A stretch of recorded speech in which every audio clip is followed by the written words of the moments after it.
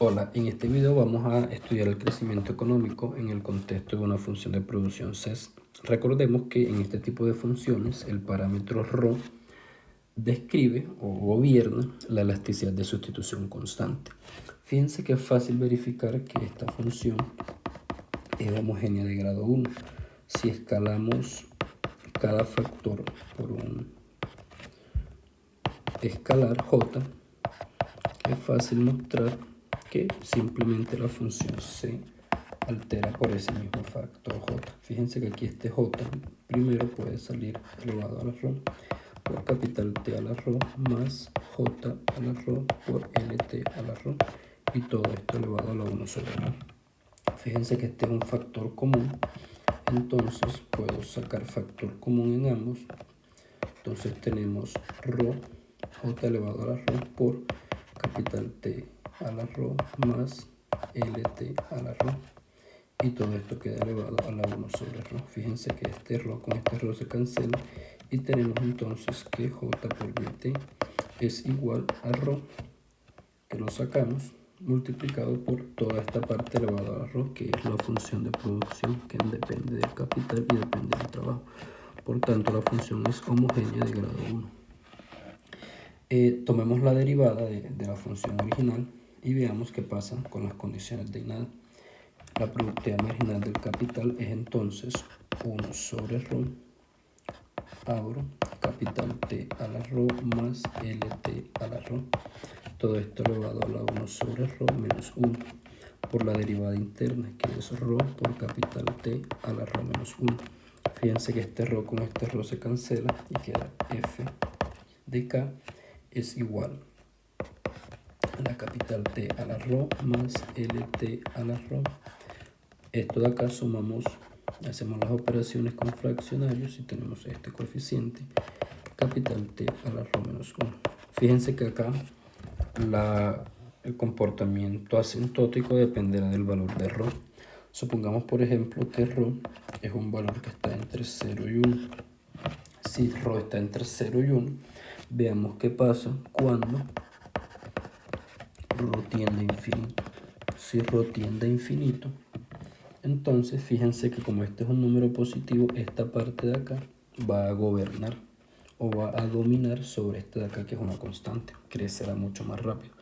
Por tanto, podemos simplificar un poco o dar un aproximado para esta función, tomando como capital T a la ρ, suponiendo que, claro, esto es insignificante, a la 1 menos ρ sobre ρ, multiplicado por capital T elevado a la ρ menos 1. Fíjense que este ρ con este ρ se va y esto va a quedar capital T a la 1 menos ρ multiplicado por capital T a la ρ menos 1. Sí, dado que esta es una base común, podemos simplemente restar y tenemos capital T a la 0. Esto es igual a 1. Fíjense que ya no se satisface la condición de nada. La condición de nada dice que f de k, cuando k tiende a infinito, debería ser 0 y esto no es 0. Por tanto, no se satisface esa condición de nada. Ahora veamos qué pasa cuando el capital tiende a 0. Cuando el capital tiende a 0, esto se hace 0 y pasa lo contrario. Ahora es LT quien gobierna.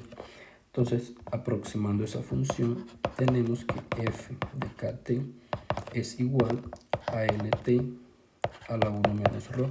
De la misma manera, este coeficiente ρ con este se cancela y queda 1 menos ρ multiplicado por capital T a la ρ menos 1. Reescribiendo un poco, entonces puedo reescribir esta ecuación como LT a la 1 menos ρ sobre capital T a la 1 menos ρ. Y si ρ tiende a infinito, esto tiende. Si r tiende a 0, esto tiende a infinito. Es decir, si se satisface esta condición de nada. Pero ya hay una condición violada. Por tanto, ya esta no es una función de producción neoclásica.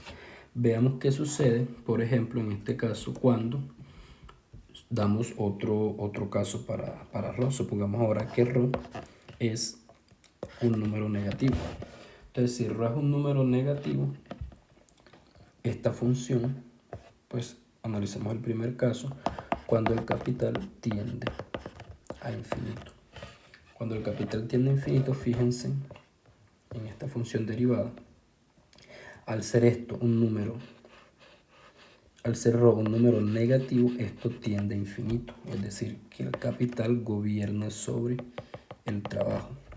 El trabajo nuevamente se hace poco interesante, se hace trivial. Entonces tenemos que f de k es igual a capital T a la 1 menos ρ. Capital T a la 1 menos ρ multiplicado por capital T a la ρ menos 1. En este caso, fíjense lo que sucede, y es que tanto, dado que ρ es negativo, esto de acá va a estar dependiendo si ese ρ es más negativo que el 1. Y aquí vamos a obtener este negativo y otro negativo. Pero fíjense que cuando esto sucede, yo esta función la puedo escribir como capital 1 sobre capital a la ρ menos 1 por 1 sobre capital a la 1 menos ρ. Y nuevamente fíjense que en este caso esos denominadores se van a hacer muy pequeños cuando el capital tiende a infinito. Cuando el capital tiende a infinito, vamos a tener 1 sobre un número muy grande. Y acá 1 sobre un número muy grande, es decir, esto va a tender a 0. Si miramos cuando el capital tiende a 0, acá vamos a obtener que esta parte es insignificante y esta parte gobierna. Entonces vamos a tener que f de k va a ser igual a 1, va a ser igual a lt. En este caso, fíjense, lo mismo, queda elevado a la 1 menos ρ, a la 1 menos ρ multiplicado por capital T a la ρ menos 1. Dado que este ρ es negativo, yo también lo puedo reescribir como lt a la 1 menos ρ multiplicado por 1 sobre capital T a la 1 menos ρ. Fíjense que de la misma manera, esto de acá, esta parte de aquí, va a ser 1 dividido entre un número muy chiquito. Eso va a tender a infinito. Por tanto, esto de acá va a tender a infinito. Esta condición de nada se cumple, esta no. Por tanto, en ninguno de los dos casos, esta es una función de producción neoclásica. Hallemos el producto por trabajador. El producto por trabajador resulta de dividir lt, yt sobre lt, capital T a la ρ más lt a la ρ a la 1 sobre ρ, todo esto dividido lt. Fíjense que la parte de la derecha yo la puedo escribir de esta manera: capital T a la L dividido L a la ρ más lt sobre lt elevado a la ρ, y todo esto elevado a la 1 sobre ρ. Fíjense que esto es válido porque este de aquí queda elevado a la ρ, este de aquí queda elevado a la ρ. Si tomo factor común, queda 1 sobre lt elevado a la ρ, que lo cancelo con esto y todo eso es lt. Entonces tenemos que yt es igual a el capital per cápita elevado a la ρ más 1 elevado a la ρ, pero todo número elevado a esto es 1 acá. Todo número, siempre que cojo un 1 y lo elevo a cualquier potencia, va a dar 1 elevado a la 1 sobre ρ. Fíjense que esta es la ecuación de producto per cápita. Dado que esta es una economía cerrada y sin gobierno, como ya lo hemos dicho en otros videos, tenemos que el ahorro es igual al crecimiento del capital agregado más delta por el capital. Entonces, al dividir todo por L, tenemos S yt sobre LT igual a capital T punto dividido LT más delta por capital T dividido LT. Esto de aquí es el capital, el producto per cápita, que ya lo hallamos aquí. Y esto es entonces S por capital T a la rho más 1 elevado a la 1 sobre rho. Y esto es igual, esto ya lo llamamos en un video anterior y ya sabemos que es capital per cápita más variación de capital per cápita más n por capital per cápita más delta por capital per cápita. Si organizamos un poco, esto de acá lo podemos factorizar y tenemos S por capital T rho más 1 a la 1 sobre rho igual al capital T punto más n más delta por capital T.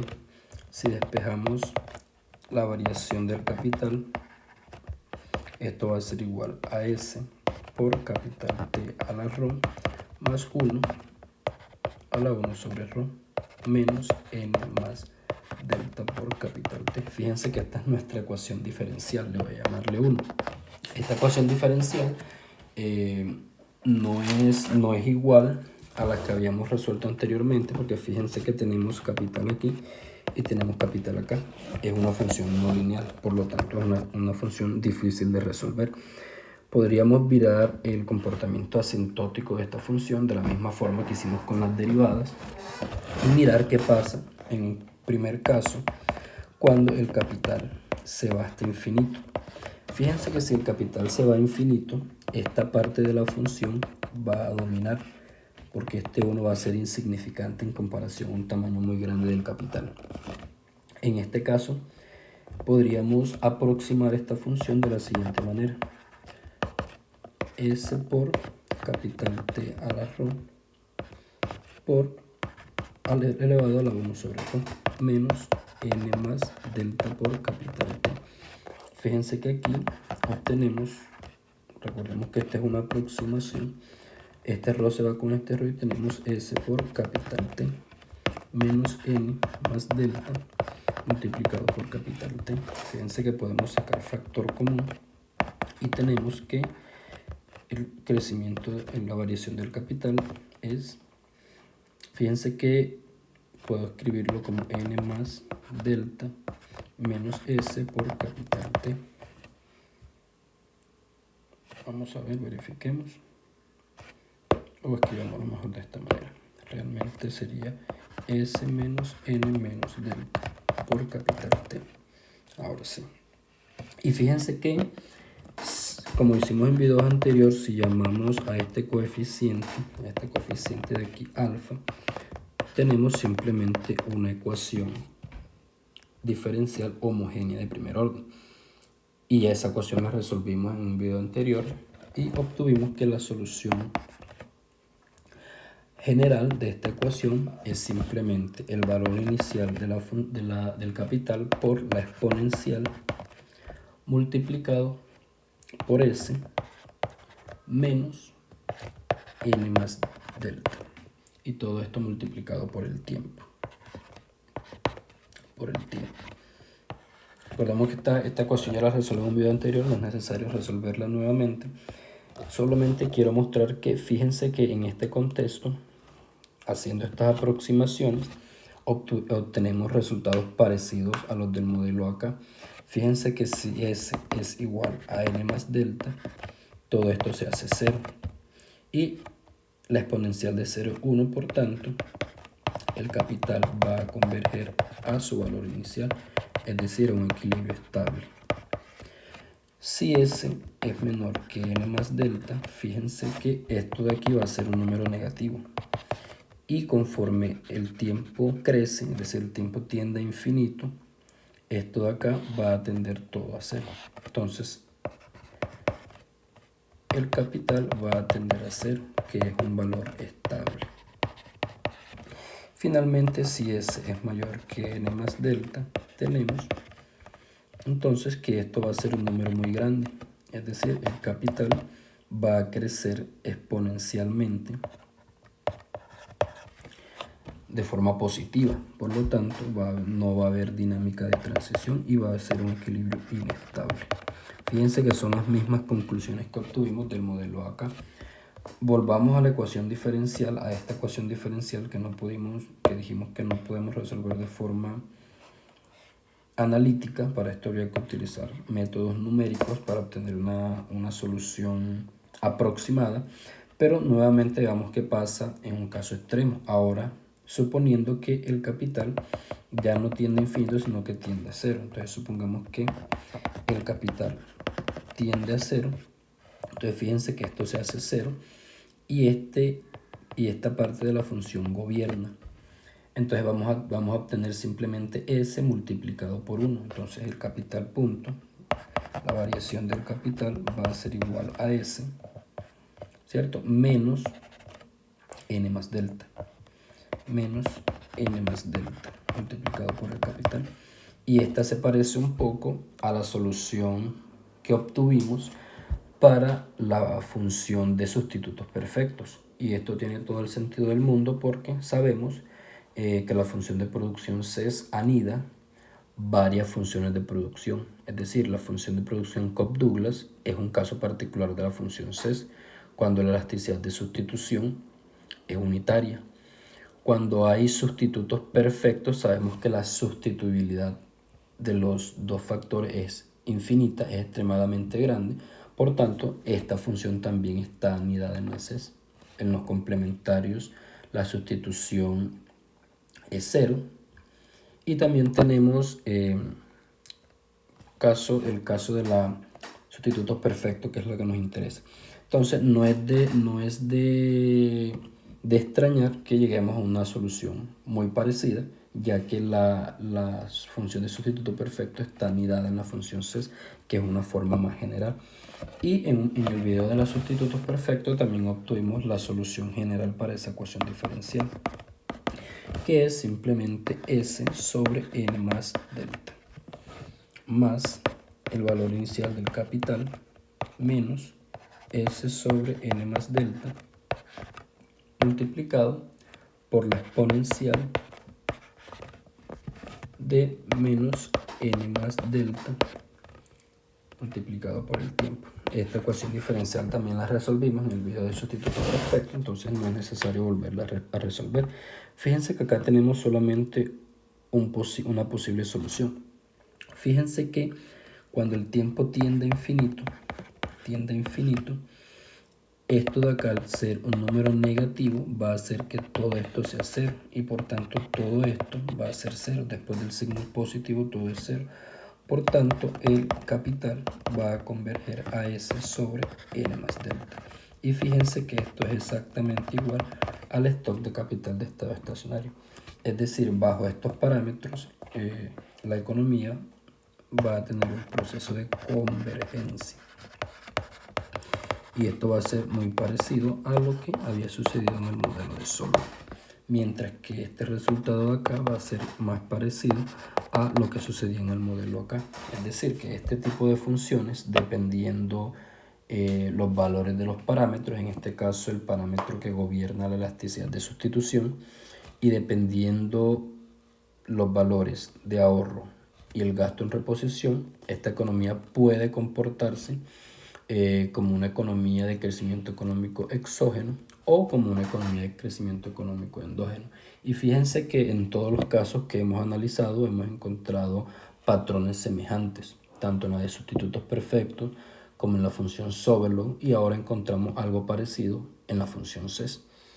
Entonces, grosso modo, si vamos analizando varias funciones, probablemente muchas de ellas vayan a converger. Por ejemplo, la función, aquel modelo de Barro que analiza el tamaño óptimo del estado, la función converge en algunos casos a una función acá también. Lo mismo sucede con otro tipo de funciones. Entonces, en general, puede que encontremos equilibrios estables o equilibrio inestable, dependiendo los valores que asuman los parámetros que describen el comportamiento de este modelo. Muchas gracias.